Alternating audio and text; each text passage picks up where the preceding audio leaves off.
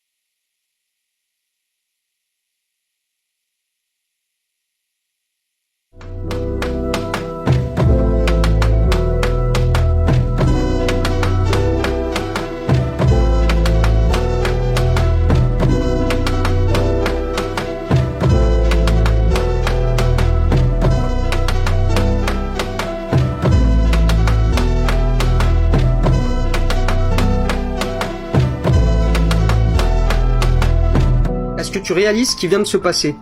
Et les informations continuent de tomber. 1 heure après l'assassinat de Charlie Kirk, un jet privé a décollé de l'aéroport de Provo, à seulement 12 minutes du campus où il a été tué. Et ce jet a coupé son système de localisation juste après le départ. Pas n'importe quel jet. Il appartient à Derek Maxfield, un milliardaire américain, gros donateur du Shabbat Lubavitch de l'Utah. Un réseau religieux et politique directement lié à Israël. Maintenant, souviens-toi, Charlie Kirk avait refusé 2 semaines avant sa mort l'invitation de Netanyahou à venir en Israël. Depuis, il subissait des pressions intenses des médias sionistes, et quelques jours plus tard, il est exécuté. Dans la foulée, Netanyahou monte sur Newsmax pour dire « Israël n'a rien à voir là-dedans », et il ose comparer ses accusations à l'Holocauste. Mais quand on apprend qu'un jet appartenant à un allié financier d'Israël disparaît des radars 1 heure après le meurtre, tu vois bien que c'est pas juste une coïncidence. Le sacrifice de Charlie Kirk est un rituel codé, après une lune de sang.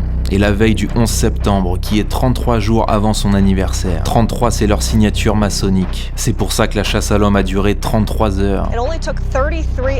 On avait aussi le tireur de New York qui s'est tué au 33e étage après 47 coups tirés. 47, l'angle du compas maçonnique. Ici, 33 pour ses initiales. 47 sur les casquettes. La fausse fusillade de Trump était 3 mois, 3 semaines et 3 jours avant son élection. Donc un pro-Trump, pro-Israël avec casquette MAGA, ça n'a rien de spontané. Il sacrifie son rôle, pas son corps. Netanyahou lui rend hommage. Trump poste un câlin avec le drapeau d'Israël. Le même jour, une série Hulu sort avec un politicien abattu à la gorge. Copy-paste rituel pour amplifier le basculement de conscience. La liberté d'expression symboliquement exécutée. En regardant de près, des indices sautent aux yeux. Son t-shirt est bombé. De profil, on voit son col très ouvert. Dispositif interne, peut-être. Geste codé des gardes. Et celui-là qui actionne une commande. Plan par plan, on voit bien que le t-shirt bouge avant l'impact, comme si quelque chose avait éclaté à l'intérieur. Et des glitches visuels comme la bague qui change de doigt. Dans tous les cas, c'est une opération psychologique. First of all, the evidence that shows that Epstein was a creation of either Mossad, Israeli intelligence, American intelligence, Saudi intelligence, or maybe he was just a hired gun. Maybe he was... Il ne fait pas le moindre doute que Charlie Kirk a été assassiné par un groupe. Et c'est pas votre petit Antifa en Sarwell qui a fait ça. Non, ça peut se réjouir sur Reddit et tout. Pas de problème. Enfin, pas de problème. Le problème moral, hein, bien sûr, mais je veux dire, ok. Mais c'est pas un Antifa en Sarwell qui a fait ce genre de tir. Là, vous avez une équipe organisée qui avait préparé ce coup-là, qui avait préparé l'aftermath, les conséquences, et qui vous a conduit un tir de tireur de précision, avec spotter, avec diversion, avec préparation de la voie de sortie. Rien à voir avec Flint, hein, Did you notice the guy in the white cap standing behind Charlie Kirk? Nobody seemed to pick up on the way he adjusted his hat, but it actually looked like he was signaling the sniper. If you watch the footage closely, right before Kirk was shot, The man in the white baseball cap adjusts his hat, then immediately touches his nose, almost like he was double-checking something. Right after that, the guy in the black shirt nearby crosses his left arm over his right, a move that looks eerily similar to the kind of hand signals Navy SEALs use to direct a shooter. Basically, it means go now. And sure enough, les pronoms il. Et voici ce qu'il a tweeté la veille de la fusillade.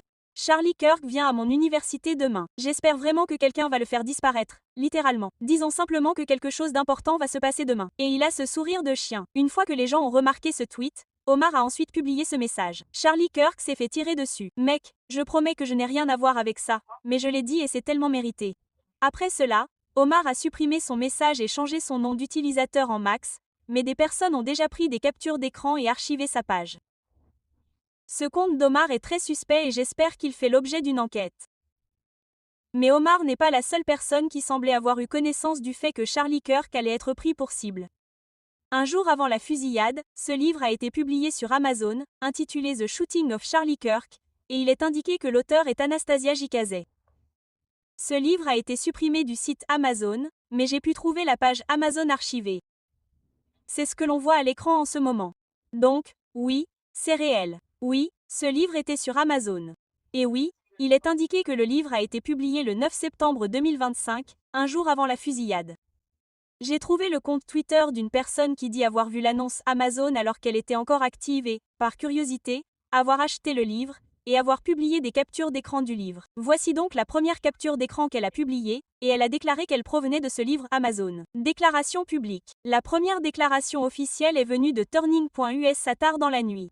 L'organisation a confirmé la gravité de la blessure, mais s'est montrée optimiste quant aux chances de rétablissement de Kirk. Charlie est un battant, pouvait-on lire dans le communiqué, et il reçoit les meilleurs soins médicaux possibles. Nous sommes reconnaissants de la réaction rapide. Non, la violence des gangs. Super. Donc, la personne qui pose la question est Hunter Kak, et il a spécifiquement interrogé Charlie sur les tueurs trans, puis sur les fusillades de masse. Charlie a demandé s'il incluait la violence des gangs dans sa question sur les fusillades de masse. Et dès que Charlie Kirk a baissé la main, il a été abattu. Est-ce une coïncidence que Hunter Kak ait posé une question aussi ironique à ce moment-là? Google right now. 19 hours ago, posted by New York Times and Los Angeles Times.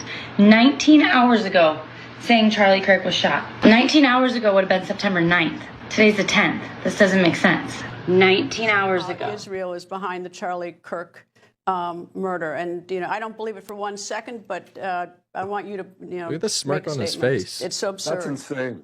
That's insane. Israel also changes the orbit of the moon. Israel pushes. I just came across this tactical hand signal chart. Have a look at the sniper. Grabbing the hat, the sniper. This is seconds before the shooting, guys. In the ear. And then the guy behind him. A couple signals there. This looked like what other buddy was doing. It says suspect. I can't piece that together. But that one is very interesting. I'm curious as to why those people aren't being questioned right now. What do you guys? Je viens d'apprendre que Netanyahou vient de franchir une nouvelle ligne rouge. Accusé d'avoir voulu faire assassiner Charlie Kirk, il a répondu en comparant ça à l'Holocauste. Oui, vous avez bien entendu. Puisque sur Newsmax, il a déclaré qu'Israël n'avait évidemment rien à voir avec cette affaire. Mais plutôt que d'apporter des preuves, il a préféré se poser en victime, encore une fois. Et pas n'importe laquelle. Il a osé mettre en parallèle ses accusations politiques avec l'extermination de millions de juifs pendant la Seconde Guerre mondiale. Ce qui rend tout ça encore plus dérangeant, c'est que Charlie Kirk était déjà sous pression. Les médias sionistes l'avaient pris pour cible. Et 2 semaines avant sa mort, il avait refusé de se rendre en Israël malgré une invitation personnelle de Netanyahou. Ça change complètement la lecture des événements. Imaginez une seconde. Quelqu'un d'autre ferait une telle comparaison, il serait immédiatement taxé de négationnisme ou d'antisémitisme. Mais quand ça vient du Premier ministre israélien lui-même, c'est silence radio. Mais c'est plausible.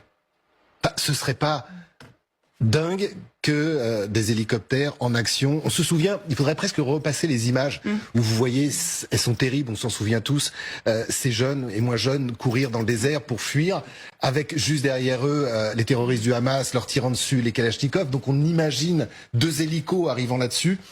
Je sais pas. De ce qu'on a vérifié, vraiment, ce qui nous a mis aussi la puce à l'oreille, déjà, arrête, c'est quand même pas n'importe quel journal. Et puis, ce témoignage, moi, je vous le recommande vraiment. Enfin, le témoignage des 3 pilotes, il est sans filtre. C'est 2 pages de 3 pilotes qui racontent, je sors de chez moi, on m'a appelé. Enfin, c'est comme ça que ça s'est passé. Hein. C'est vrai que c'est possible, mais en tout cas, c'est something very interesting. Watch this guy right here. It looks like he has something under his arm. Watch right now. Watch him react differently. Watch him put it in his pocket, right there.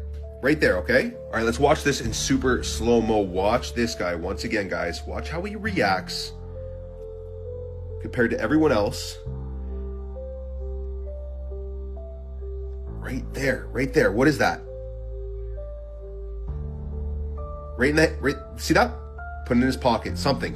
Let's watch this one more time. This could explain why there were so many glitches going on too, because this part could have been edited out in the original video that they showed us, right? Just watch here. Watch. Casually. Right to the pockets. Even more slow motion here, guys. This is reminding me of the JFK situation. If you know, you know. The driver. Watch this, guys. Watch. What is that? What is that right there? Huh? I took some frame by frame screenshots. This is the first frame here, okay? This is the second one. And then this is the third one. What is that? What is that right there? So I really want you to pay attention to this. On Charlie Kirk's shooting. You see him right there? That's him debating with somebody here right before he gets shot. Right here.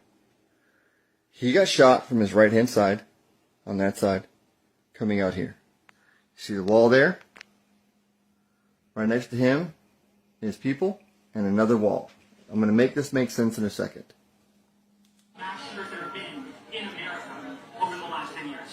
Counting or not counting gang violence. Alright, that's right when he gets shot. Right there. He got shot right then. Coming from that side of him, coming to here. Now see the wall? See the bleachers here? You see another wall there. They're saying he got shot from the rooftop.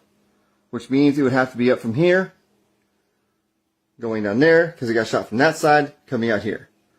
But I'm going to make something else very trivial. Where they said the shooter was, watch this. A second later, he was shot in the neck in the middle of the quad, sitting underneath a banner that said, "The American Comeback." We know 1 round was fired. Okay, now, from what I just showed you, he's here, facing that direction. That's the wall you were seeing. Those are the bleachers you were seeing. Those are the people you were seeing. He got shot from here going out there. Now they're saying he got shot from a shooter over here, which would make the trajectory basically in his throat, out his back. Impossible. This is a cover-up, people. He was shot from this side, going out that side. I know that. I'm ex-military, guys. I know how a bullet works. And if you saw the canopy in the beginning, you couldn't see the canopy, you couldn't see him from the canopy from up here, only from right here. Because the canopy was very low, and if you look, you could only see people up this high. And he was shot from this direction, going out to that direction. They're saying the shooter was there. 100% impossible. If something happens to me, guys, please understand. I'm just trying to uncover this. They're covering it up 1000%.